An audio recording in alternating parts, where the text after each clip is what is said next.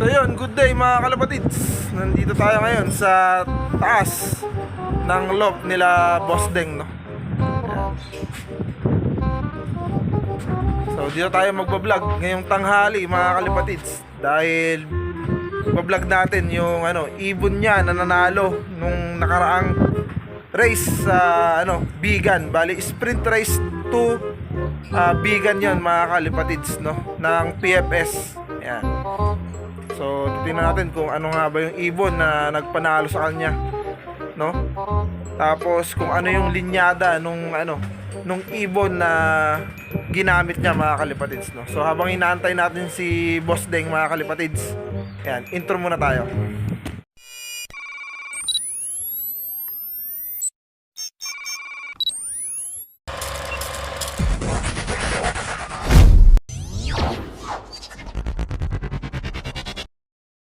Yun, good day mga kalapatids. At kaharap na natin si Boss Deng.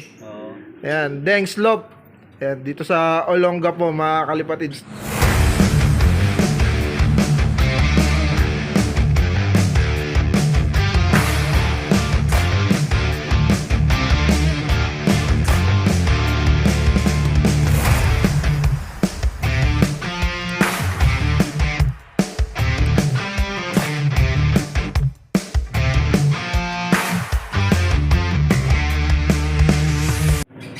Ayan, bali siya nga pala yung nag first overall champion ng PFS sprint race Bigan mga kalipatids, no? Bago natin ipakita yung nag first overall na ibon niya mga kalipatids, so papakwentuhin muna natin si Boss Deng, no, kung paano nga ba nanalo yung ibon niya nung nakaraang race, no, sa PFS mga kalipatids. Yung in-entry kasi natin dyan, bali 3 ibon yan, yung in-entry natin. Isa silang, yung dalawa dyan, yan, si Junisha at saka si Ayayay. Magkapatid talaga yan, nestmate talaga yan, nestmate. Tapos yung isang siningit ko, yung isang linyada ko ng mga huben.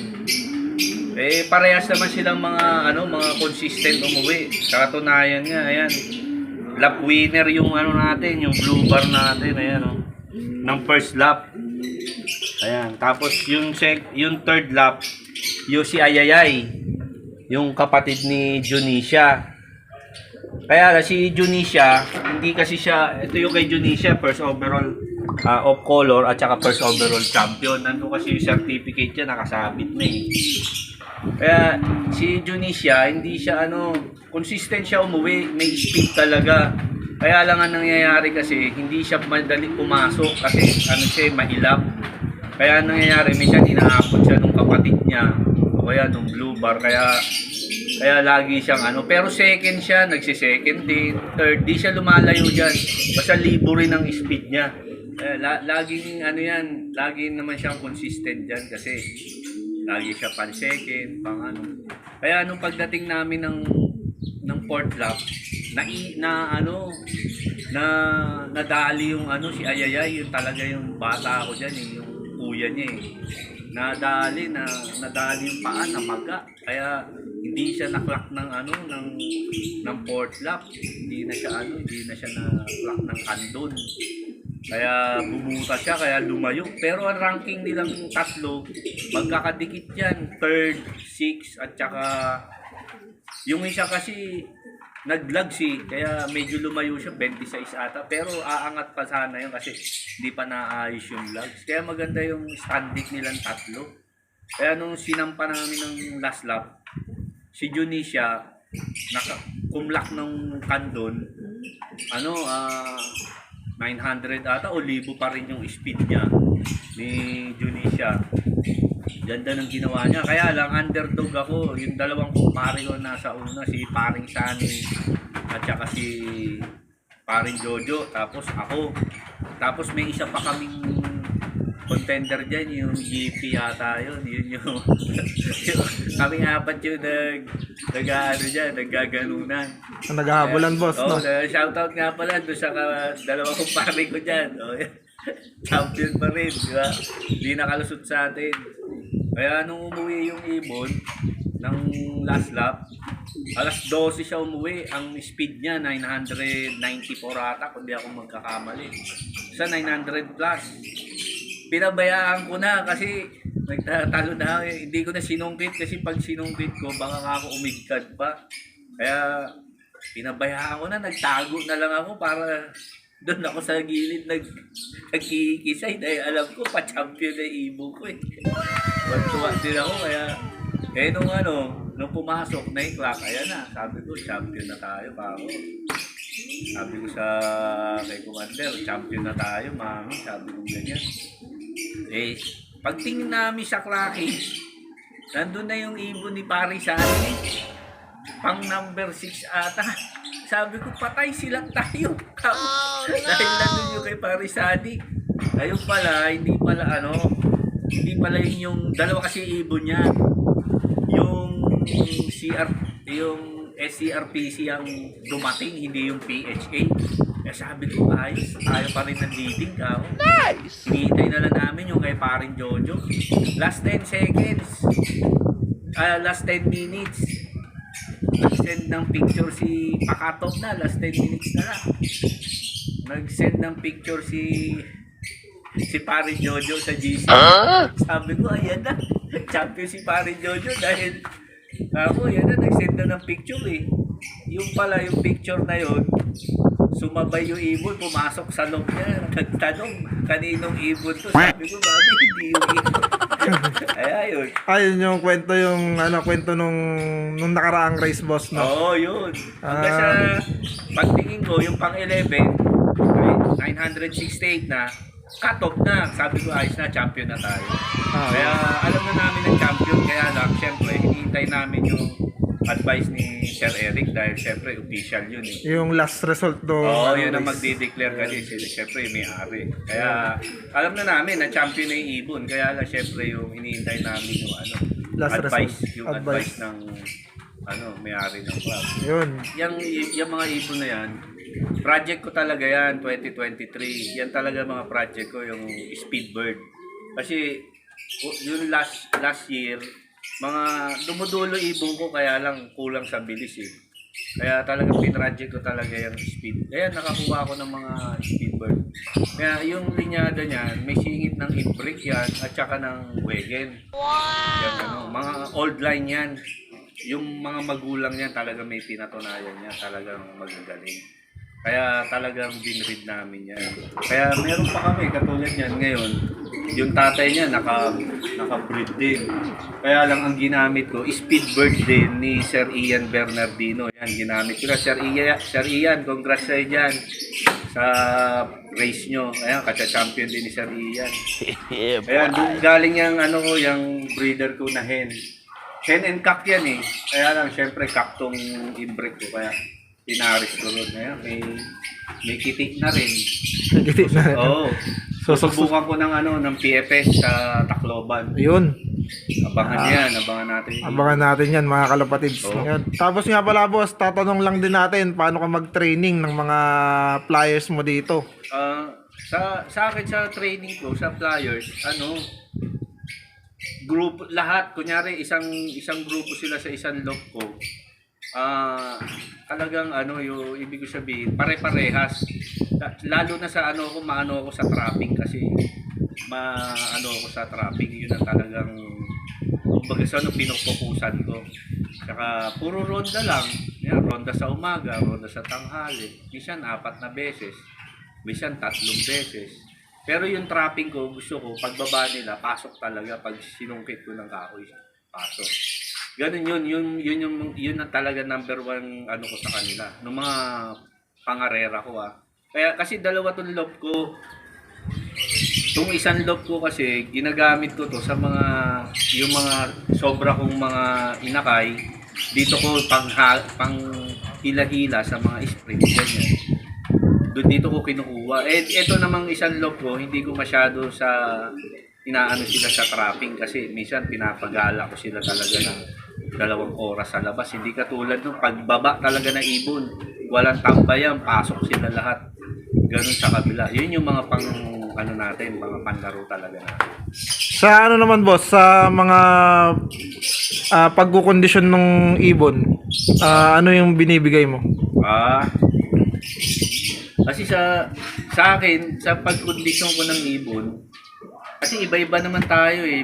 Mostly, siyempre sa vitamins eh, dyan nagkakatalo-talo eh. Iba-iba naman, siyempre hiyang-hiyang din yan. Hindi ko naman sinabing yung sa akin, maganda para sa'yo. Hindi. Kasi kung ano yung hiyang ng ibon mo, yun. Nasa ano yan? Observation yan. Yan talagang ano ko dyan. Secret ko dyan, yung observation. Talagang nakatutok ako sa ibon. Yung katawan, lipad nila, galaw nila.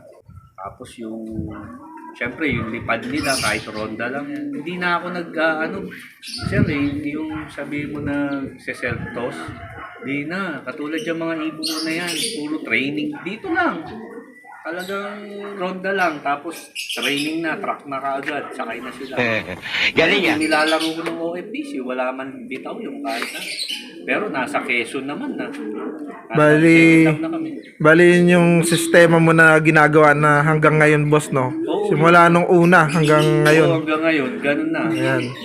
Nung una pa nga, nung unang-una ko, nung first time ko talaga, nagsiself-toss pa ako kahit layak eh. Ngayon, wala talaga, dito lang. Alam ng mga kasama natin ng mag-iis. Dito lang, ronda lang. Pero kita nyo naman mga kalapatids, yung sa likod ni Boss Deng. Ayan. Ronda lang mga kalapatids, pero kita mo may talagang gumagawa yung ibon. Oo yan, dami certificate. Daming certificate, oh. Ayan, oh. Ayan, oh. Ayan. So talaga sa sistema lang talaga magkakatalo, Saka sa no? ano yan, sistema at saka bloodline. Bloodline talaga, no? Ayan, Talagang- mag-acquire ng magandang bloodline para maganda rin yung Ibigay sa'yo. Ibigay Kasi sa'yo. gumagastos tayo dyan eh. Kaya Oo. dapat talaga, gastusan mo yung foundation mo. Hindi pwedeng aasa ka. Kasi pag umaasa ka sa iba, hindi mo rin sigurado yan kung ano ba yung binigay sa'yo, di ba? Kailangan sarili mo talaga. Talagang, tama. Kailangan yan. Kasi kalaban mo dyan, nag-invest eh. Tapos ikaw, ilalaban mo sa kanya, di mo kilala yung linyada. Wala, tatalunin ka Subok niyan. line, parang ganun. Subok line, no? Oo. Di pwede yun dyan. Kailangan talaga matigas din dahil unang-una, ikaw sa sarili mo, alam mo nalalaban yung ibon mo. Tama. Ilalaban ka ng dulo. Hindi man siya makauwi o nadisgrasya man siya una. Pero alam mo na lalaban yung ibon mo. Kasi Hindi yung baka, sa sarili mo, iniisip mo, baka dumulo. Ay, mahirap yung laban na gano'n. Yung baka. Mahirap yung baka talaga, boss. No? Oo. Kasi baka maya, dyan pa lang sa training, na-disgrasya na yung ibon. Oo, Di ba? hindi. Hindi natin masabi. Kahit naman anong galing ng ibon mo, meron talaga nadidisgrasya sa tama. training. Eh.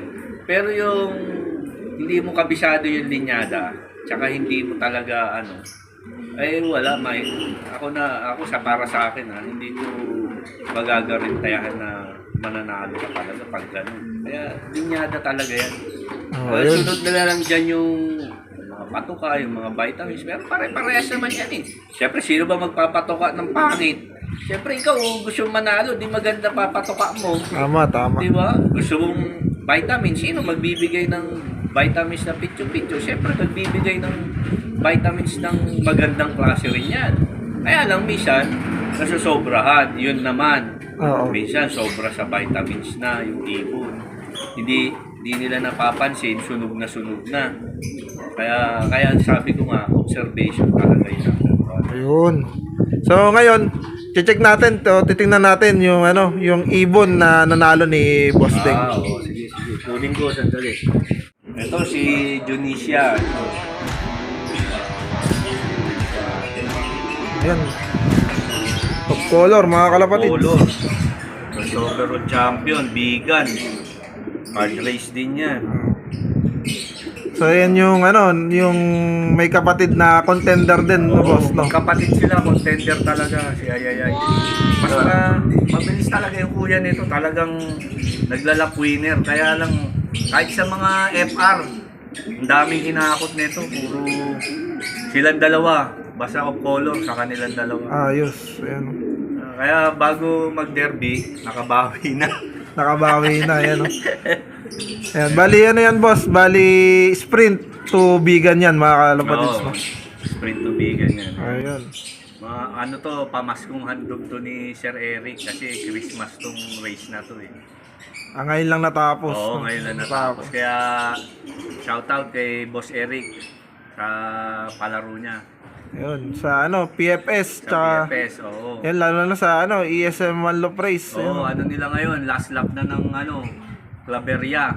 Ayan na. Ayun. Ito nga, dapat to kung may Paris lang to, itutuloy ko ng Claveria. Kasi may one toss ng Claveria eh. Ayos. Siyempre halos lahat ng umuwi ng bigan yan, nilalaro ng Claveria yan. Kaya lang, inano ko na, hindi ko na siya tinuloy kasi Paris na Paris, baka mamaya madisgrasya, baka mamaya mamaris eh. Sumabay sa ibang Oo. doon mamaris sa crates. Kaya hindi ko na inano. Ayan. Bali mahusay din si Boss Deng sa one toss race, no? Dahil meron siyang dalawang ibon na nakapag one toss yan, mga kalapatids. Isa sa Bigan at saka ano ba yung Mindoro, boss, no? Mindoro, ayan, one Mindoro. Yan, mahusay si Boss Deng sa mga ganyan. Ronda lang yun. Ronda lang yun. Mindoro tsaka Bigan. Ayan. Ronda lang yun. So, ayan. Sa mga gustong mag-acquire kay Boss Deng. Ayan. Pwede. Oo. Kayo. Lalagay ko na lang dito yung Facebook page niya, mga kalapatids, dito sa gilid. Meron. May mga pang-out Ayan. din tayo dyan. May mga, lalo na yung mga nakaperso natin dyan. Yung mga pang-stock natin. Kasi hindi ako nawawala ng pang-stock kasi mahirap na. Baka madisgrasya yung breeder natin. Yun pala na natin, mag-acquire na tayo, mga kalapatids, kay Boss Deng. Ayan, so nalaman na natin yung kwento kung paano nakapag-overall champion si Boss Deng, no? Ayan. So ito yung ibon niya, nahawak niya si Junisha, mga kalapatids, no? Ayan. Bali, imbrek cross sa Wegen. Ayun. Ayan, maraming salamat, Boss Deng, no? Sa No problem. at nakapag-vlog ulit tayo dito, ayan. Uy, yung ko nga pala, yung YouTube channel ko, yung Deng Sloop. Di ko na yung ka-idol Nobi. Di ko masyadong kasi medyo nabibisi tayo sa Ayun. tayong ginagawa. Follow nyo siya, mga kalapatids, no? Ka-idol Nobi. Ka-idol Yung Nobi. mga lipad ng mga ibong ko, yung mga napa-champion natin nung nakaraan. Ayan. So, yun lang muna, mga kalapatids. Maraming salamat kay Boss Deng. Ayan. Okay, no problem. At magkukwentuhan muna kami dito. Ayan. So, yun lang, mga kalapatids. Peace out sa inyo lahat. Ayan.